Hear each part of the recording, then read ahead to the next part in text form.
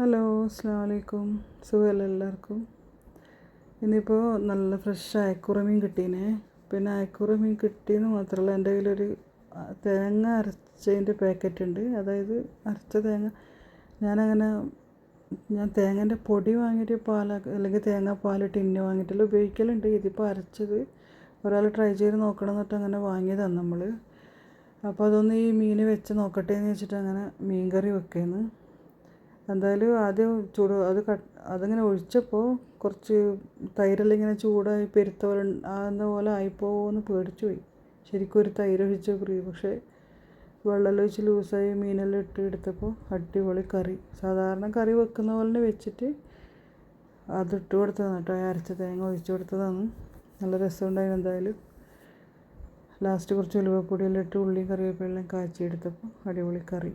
പിന്നെ ഇന്നിപ്പോൾ തിങ്കളാഴ്ച ജനുവരി 19, തിങ്കളാഴ്ച എന്നുള്ളതല്ല, ജനുവരി 19 എൻ്റെ കല്യാണം കഴിഞ്ഞ ദിവസമാണ് കേട്ടോ. സന്തോഷമുള്ള ദിവസമാണ്. പക്ഷേ ഇതിപ്പോൾ ഇന്നലത്തെ വീഡിയോ ആണ്. എന്തായാലും ഇന്നിപ്പോൾ ആ ദിവസമാണെന്ന് വെച്ചിട്ട് സ്പെഷ്യലാക്കുന്ന അങ്ങനെ പ്രത്യേകതകളൊന്നുമില്ല. എല്ലാ ദിവസവും പോലെ തന്നെ. എന്നാലും മനസ്സിൽ അള്ളാഹുവിനോടൊരു 100,000 നന്ദി മാത്രം, സന്തോഷം മാത്രം. പഠിച്ചവനോട് ഒരുപാട് സ്തുതിയും നന്ദിയും.